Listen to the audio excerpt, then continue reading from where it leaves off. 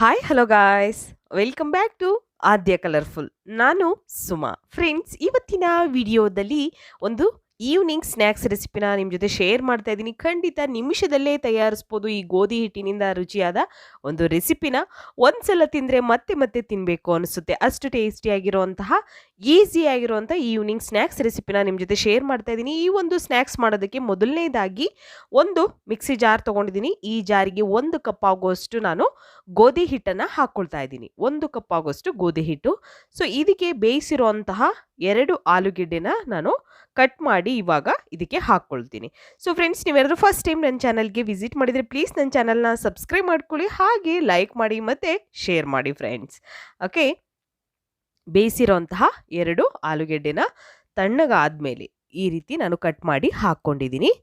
ಹಾಗೆ 2 ಹಸಿರು ಮೆಣಸಿನ್ಕಾಯಿನ ಹಾಕ್ಕೊಳ್ಳೋಣ. ಮತ್ತು ಸ್ವಲ್ಪ ಕರಿಬೇವು ಹಾಕ್ಕೊಳ್ತೀನಿ.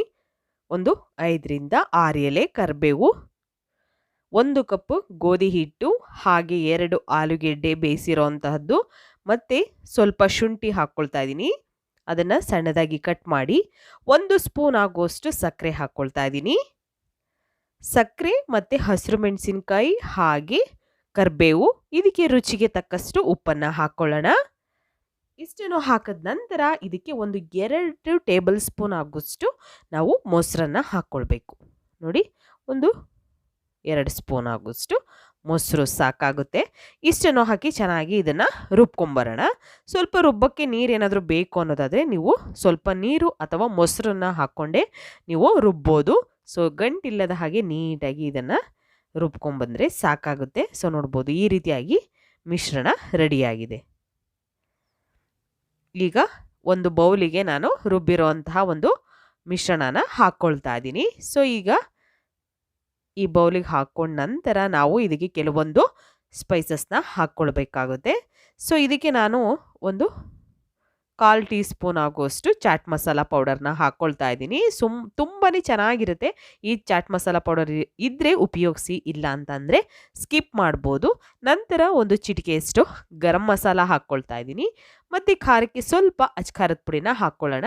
ಸೊ ನಾವು ರುಬ್ಬೇಕಾದ್ರೆ ಹಸಿರು ಮೆಣಸಿನ್ಕಾಯಿ ಕೂಡ ಹಾಕ್ಕೊಂಡಿರ್ತೀವಿ. ಸೊ ನೋಡಿಕೊಂಡು ನೀವು ಈ ಒಂದು ಅಚ್ಕಾರದ ಪುಡಿನ ಹಾಕ್ಕೊಳ್ಳಿ ಫ್ರೆಂಡ್ಸ್, ಆಯಿತಾ.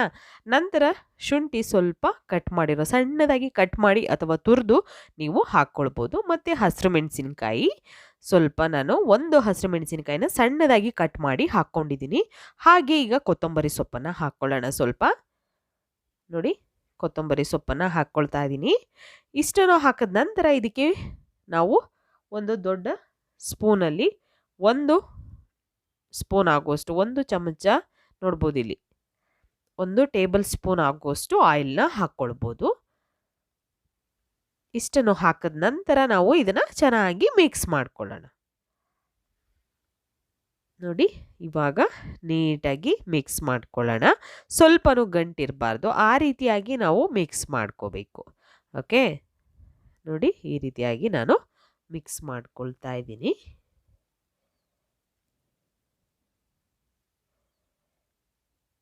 ಹೀಗೆ ಮಿಕ್ಸ್ ಮಾಡ್ಕೊಳ್ತಿದ್ದೀನಿ. ನಿಮಗೆ ಜಾಸ್ತಿ ರುಬ್ಬಕ್ಕೆ ನೀವು ನೀರು ಹಾಕ್ಕೊಂಡ್ರೆ ತೆಳ್ಳಗಾಗುತ್ತೆ.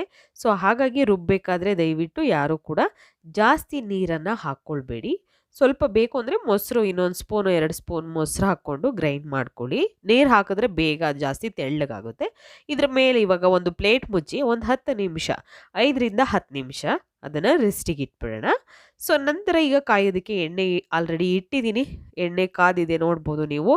ಸೊ ಈಗ ಮೀಡಿಯಮ್ ಆಗಿ ಎಣ್ಣೆ ಕಾದ ನಂತರ ಒಂದು ಸೌಟಿನ ಸಹಾಯದಿಂದ ನಾವು ಈ ಒಂದು ಸ್ನ್ಯಾಕ್ಸನ್ನು ಹಾಕ್ಕೊಳ್ಳೋಣ. ನೋಡಿ, ಈ ರೀತಿಯಾಗಿ ನಾನು ಹಾಕ್ಕೊಳ್ತಾ ಇದ್ದೀನಿ. 1 ಸ್ಪೂನಿಂದ ಕೂಡ ನೀವು ಹಾಕ್ಕೊಳ್ಬೋದು ಬೇಕು ಅಂತ ಅಂದರೆ. ನಿಮಿಷದಲ್ಲೇ ತಯಾರಿಸ್ಬೋದು, ಜಾಸ್ತಿ ಟೈಮೇ ತಗೊಳ್ಳೋದಿಲ್ಲ. ಈವ್ನಿಂಗ್ ಸ್ನ್ಯಾಕ್ಸಿಗೆ ಏನಾದರೂ ತಿನ್ನಬೇಕು ಅನಿಸ್ದಾಗ ಈ ಒಂದು ಚಳಿ ಮಳೆಗೆ ಖಂಡಿತ ತಿನ್ನಬೇಕು ಅನಿಸುತ್ತೆ ಕಾಫಿ ಟೀ ಜೊತೆ. ಸೊ ಈ ಒಂದು ಸ್ನ್ಯಾಕ್ಸನ್ನು ದಿಢೀರಾಗಿ ತಯಾರಿಸಿ ಒಂದು ಸಲ ಟೇಸ್ಟ್ ನೋಡಿ, ನಿಮಗೆ ಗೊತ್ತಾಗುತ್ತೆ. ನೀವೇ ಮತ್ತೆ ಮತ್ತೆ ಮಾಡ್ಕೊಂಡು ತಿಂತೀರಾ, ಅಷ್ಟು ಟೇಸ್ಟಿ ಇರುತ್ತೆ ಮತ್ತು ತುಂಬ ಬೇಗ ಆಗುವಂತಹ ಒಂದು ಸ್ನ್ಯಾಕ್ಸು. ಸೊ ಈಗ ಈ ರೀತಿಯಾಗಿ ನಾನು 2 ಕಡೆ ಗೋಲ್ಡನ್ ಕಲರ್ ಆಗೋ ಹಾಗೆ ಬೇಯಿಸ್ಕೊಂಡು ಈಗ ಒಂದು ಬೌಲಿಗೆ, ಒಂದು ಟಿಶ್ಯೂ ಪೇಪರ್ಗೆ ನಾನು ಅದನ್ನು ತೆಗೆದಿಟ್ಕೊಳ್ತಾ ಇದ್ದೀನಿ. ಸೊ ನೋಡ್ಬೋದು ಈಗ ರುಚಿಯಾಗಿರುವಂತಹ ಒಂದು wheat flour evening snacks recipe ರೆಡಿಯಾಗಿದೆ. ನೀವು ಕೂಡ ಮನೆಯಲ್ಲಿ ತಯಾರಿಸಿ ಹೇಗೆ ಬಂತು ಅಂತ ತಪ್ಪದೆ ಕಾಮೆಂಟ್ ಸೆಕ್ಷನಲ್ಲಿ ತಿಳಿಸಿ. ಓಕೆ, ಇವತ್ತಿನ ವಿಡಿಯೋನ ಇಲ್ಲಿಗೆ ಮುಗಿಸೋಣ. ಮತ್ತೆ ಇನ್ನೊಂದು ಹೊಸ ವಿಡಿಯೋ ಜೊತೆ ಬರ್ತೀನಿ. ಅಲ್ಲಿವರೆಗೂ take care, bye, see you.